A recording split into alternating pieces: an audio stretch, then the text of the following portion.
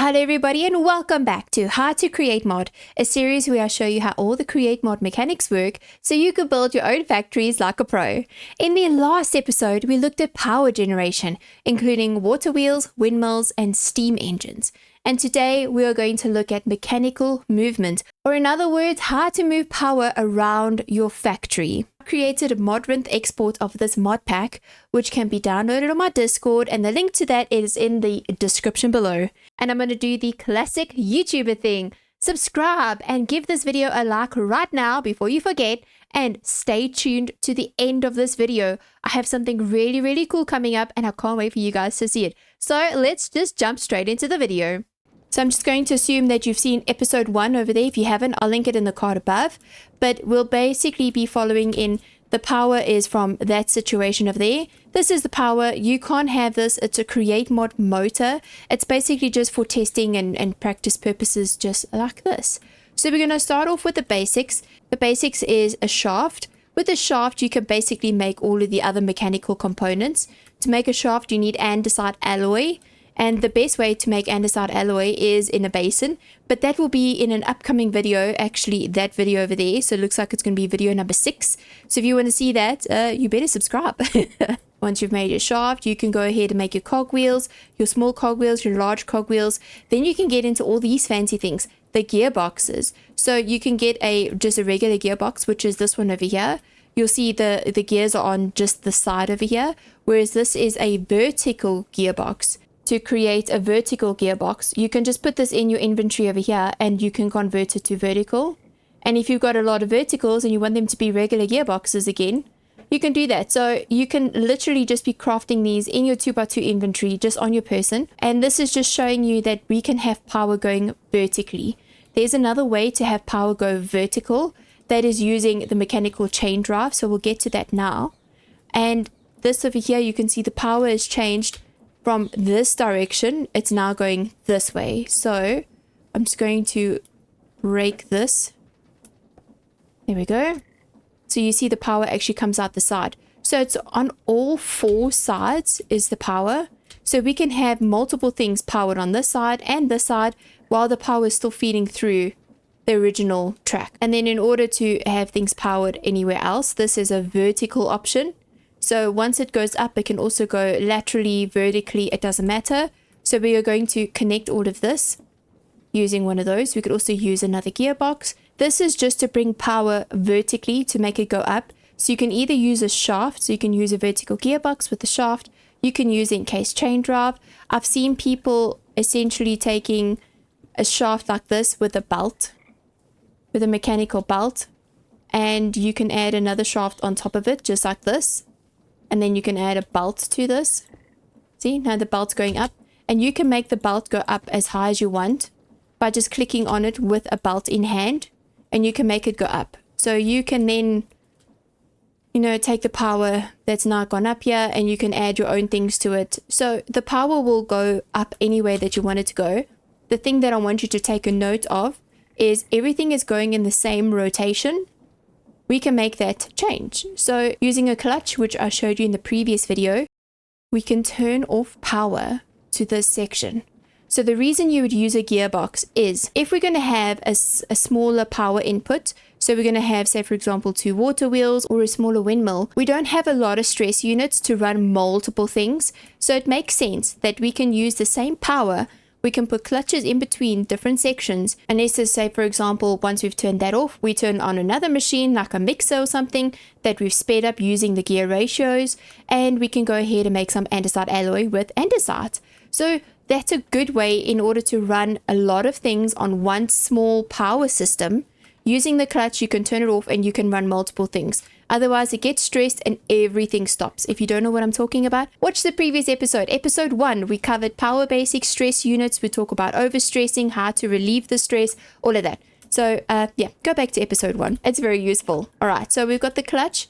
We can now make sure that this power is running all the way through. The reason that I've got this highlighted over here is I wanted to show you these wheels are now going the same way. Give it a second. You can see they're going the same way. This is called a gear shift.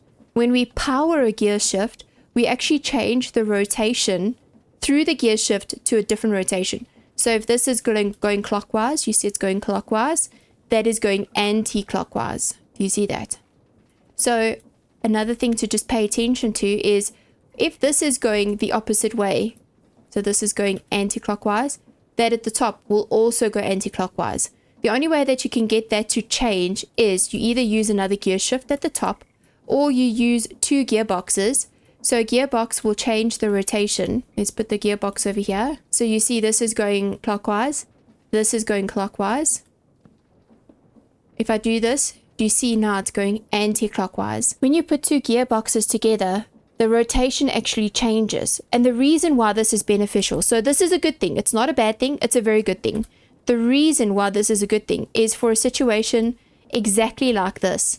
This saw, for example, again, I'm using parts from the next episode and I shouldn't be, but I need to explain this. So we've got the belts running this way, so they're all going anti-clockwise. We're going to have the saw going clockwise so that it can actually cut an item. It won't cut if it's going the same way as all of these. So you would put a gearbox there, so we're taking power from this. We're reversing the power over here. So we've got all of these running this way, this running this way, which is feeding the belt forward. But in order for the saw to run, the saw essentially has to cut this way. I don't know how else to explain it. So it has to run the opposite way.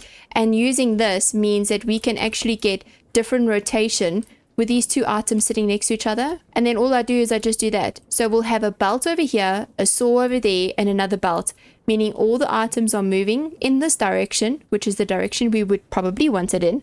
And the saw is rotating the opposite direction in basically cutting it all up, which is exactly what we wanted. So these items all work together beautifully to create even more items and to make your farms run smoother. So let's just pop over this side. I just want to talk about another thing that we covered in the last episode. So we covered stress units, and I said speed isn't necessarily important, but it is for some cases. So in order for a mixer to work and to actually mix the items, it has to run at a higher speed. So when you start your Create Mod world, you'll basically have access to water wheels. And in order for your basins to mix at a higher speed, so this is your basin and your mixer over here, this situation, this has to run at a higher speed in order to mix. So we have to increase the speed, and we do this using gear ratios. So I covered this in the previous video, but it was actually meant for this video. So what happens is if we go ahead and we take all of these off, let's just take all of that off. Okay. So we've got this situation. We've got a large water wheel running at 512. There's 2 of them, which makes it 1024. Okay, so that is basically the output of this whole thing.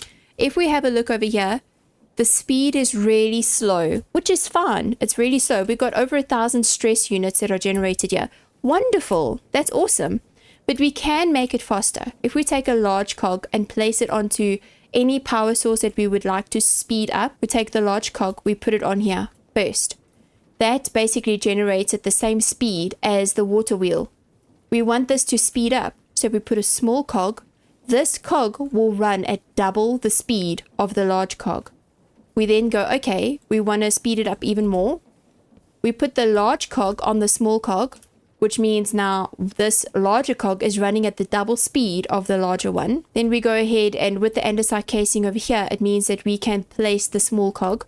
So now this is going double the speed of that. So you can see the speed there versus this, it's definitely sped up quite a bit. So in order for us to place another item on it, I'm going to place that over there to make sure that that's closed up, because we're going to add a large cog onto this situation over there. So you see it's matching, the large cog is matching the speed of the small cog. We go ahead and we make the small one go over there. We can obviously go out, if you don't have any andesite casings, these can just go out in a different direction. So you can make it pop over here, then you can do this, and then you can have the small one maybe go at the top there, for example. You can do that. I just like to keep it neat and have it running in one row. So it's just going to take up 2 rows of space instead of 4 or 6 or however many weird shapes you can make, because you can. Then we're going to pop the big wheel onto the small wheel. So you see the speed has definitely increased from back here. You see we've doubled it, doubled it, doubled it, Now we're at this point. We're at the double. Let's double it again. So in order to add the cog onto this one, we have to add andesite casing. Click on it. Close the shaft. Andesite casing. Double the speed again. Look how beautiful that is. Okay. So I don't necessarily want this cog to go over there. I want it to go up here. There we go. So this is where my input's going to be. This is where my machine's going to be. For example, we're running something that needs to have the power up there. You can have the power at the bottom. So these are quite, I mean, you could even have the power up here if you wanted to. You could put this power anywhere you wanted to. You've got 4 sections where you could put the power. So do you see you got kind of any of these spaces around here, you could add the power. If, for example, it needed to be 1 over, you could add it 1 over. You could also add a gearbox onto these things, and the power could go vertically or lower or wherever else it needs to be. So that is also something to keep in mind. And with all of these ratios, we've taken over 1,000 stress units that was very slow. We've bumped it up over here, 64 RPM, moderate speed. I mean, this is just bumped up. All of that, it's bumped up using ratios, using gear ratios. It's bumped the speed up all the way to this amazing output. So this is just to show you the output. You don't have to have this gauge on here. This gauge is just information just to help you and show you how the speed has increased. This is just informative. It's not there. It doesn't have to be there for everything. I've just put it everywhere to kind of show people speeds of things. Okay, so we've got this motor. So this motor is at 16, which is quite nice because we can change this motor. We can make it go incredibly fast. We can make it change direction. So we can do all the things with it. So let's just put it back onto 16. So we've taken the energy, essentially the energy out of there. It's going this way. So you can clearly see at this gearbox, it made a left turn essentially. And it's going into this huge thing over here. So what we had to do is we had to put a large cogwheel on here and then slot this machine into it. This machine is called a rotation speed controller.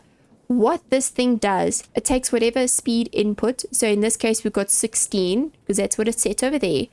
And we actually increase the speed. So you see that number 138. If you click and hold with your right mouse, you can change the speed. You can make it go clockwise. You can make it go anti-clockwise. 151 anti-clockwise. 122 clockwise. We can slow it all the way down to 1. I don't know why you would need this, but you could. You see, so now it's on 1. You can't get 1 speed from any of these things. So if you ever wanted something as slow as 1, or if you wanted ever something as high as 256, you could do this. But there is a limitation. The limitation is on whatever your power source is. So in this case, we've got one of these magic boxes. So this is a creative motor. This is not something that comes standard in Create Mod. This is only for testing purposes. So in this case, this thing can handle anything. The stress units on this thing, it's actually really incredible. I'm having a look here. 262,144 stress units.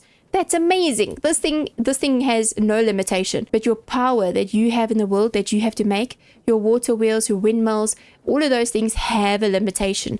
They have a stress unit limitation. This thing is going so fast, we would never need this kind of speed. That's why I'm saying stress units is more important than speed.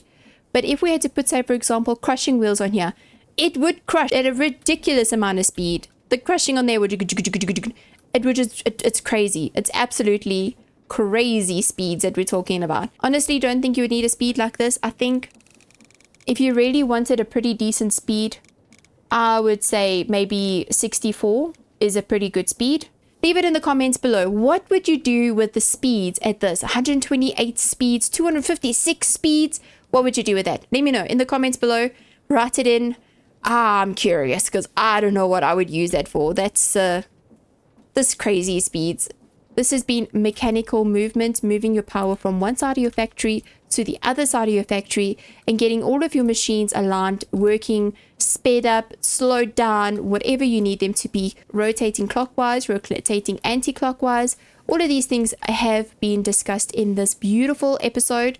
And now it's time for the mod showcase segment that I promised you in the beginning of the video. Okay, enjoy. In today's mod showcase, I will be talking about the Ribbits, The Ribbits will add swamp villages to your world with tiny little frog villages called Ribbits. These little guys will sometimes sit down in groups and play music. The song that they play is by Wesley Benjamin. How cute is this song?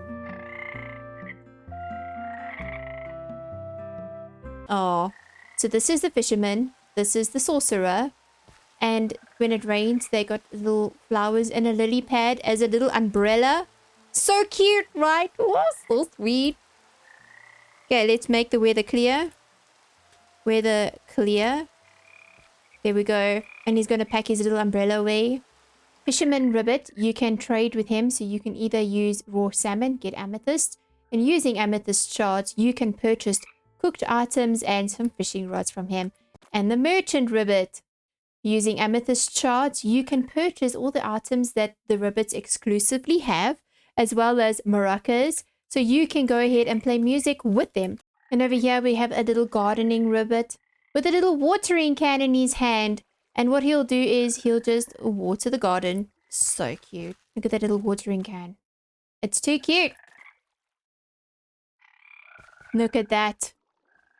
Watering the plants. How beautiful is this? So cute. He just waters them and then they grow so much faster. You keep going, bud. They're looking great. Your crops are growing so beautifully. So good. They look beautiful. So it looks like the little farmer Ribbits will water the plants, and as they water the crops, it grows like one stage. How cute is this? So time for the techie stuff. This is for Minecraft Java Edition only, 1.21 to 1.21.1. The platforms, Fabric, Forge, NeoForge. It's created by Bonsai Studio. They have a Discord, so go ahead, join their Discord, learn about all the new additions that they're doing for not only the Ribbits, but other Minecraft mods as well. A really cool community. So if you want to go ahead and download the Ribbits and add these cute little guys into your world, I'll be adding a link in my description below. Alternatively, you could use CurseForge or Modrinth, search Ribbits, and download it and add it into your modded world.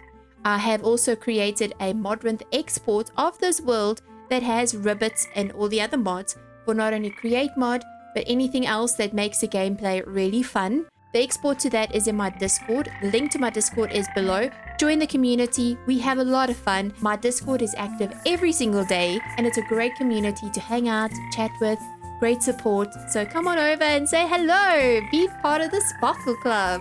And as always, if you enjoyed this video, give it a like. And if you want to see more, then go ahead and subscribe. And I will see you guys next time. Bye-bye, everybody.